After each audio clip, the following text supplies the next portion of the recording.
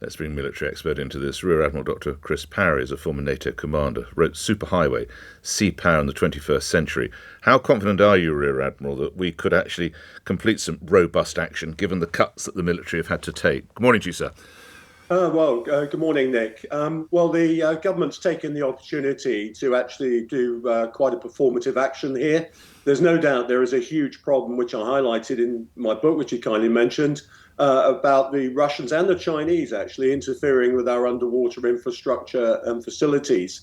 But to tell you the truth, a transiting intelligence vessel going from the Mediterranean back to its base in the northern fleet areas is simply an opportunity to make the point, to tell you the truth.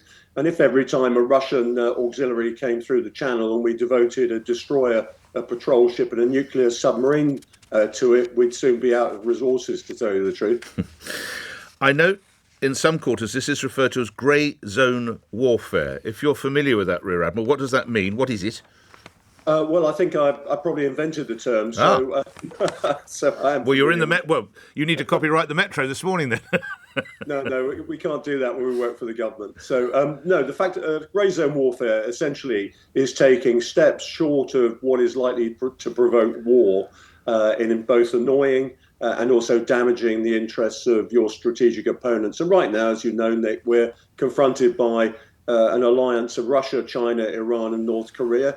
And they're doing everything short of war to be able to provoke us and damage our interests. And what they're saying is, look, if it comes to any sort of crisis, and Russia considers there to be a crisis right now where the UK is supporting Ukraine, we are going to take steps to damage your infrastructure or threaten to do so. It's reported the Russian vessels loiter in UK waters, loiter over cables or undersea cables. What is this? Is this telecoms? Is this gas? What sort of cables are we talking about, Rear Admiral? Yeah, it's all of that. It's pipelines, it's our gas supply, it's electrical cables, it's also data cables as well. In November, the Yantar, which is this vessel, and it's got underwater vehicles that can go down and look at these things, it can damage them. It sat off Ireland, and part of our defence agreement with Ireland is that we look after their interests as well, because they can't. We deployed 3 vessels to go and monitor it then. What we've done this time, though, is we brought a nuclear submarine in and said, look, you might not think there's something there. The fact is, you'll never know when there's a nuclear submarine trailing you. And that's the point. That's what the government's done. It's made a demonstrative action to show that even if you can't see something, because it probably isn't there, we might have something there in the form of a submarine.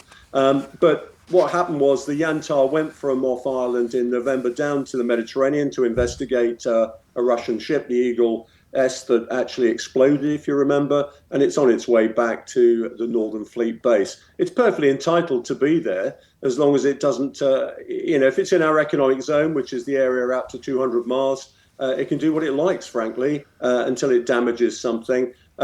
Within 12 miles, it has to conduct innocent passage, which means it can't linger. It's got to go from A to B. And of course, it was very careful to stay outside our territorial seas. Grateful for your time, sir. Thank you. That book again is Superhighway, Sea Power in the 21st Century. The author, Rear Admiral Dr. Chris Parry, former NATO commander. Thank you for your time.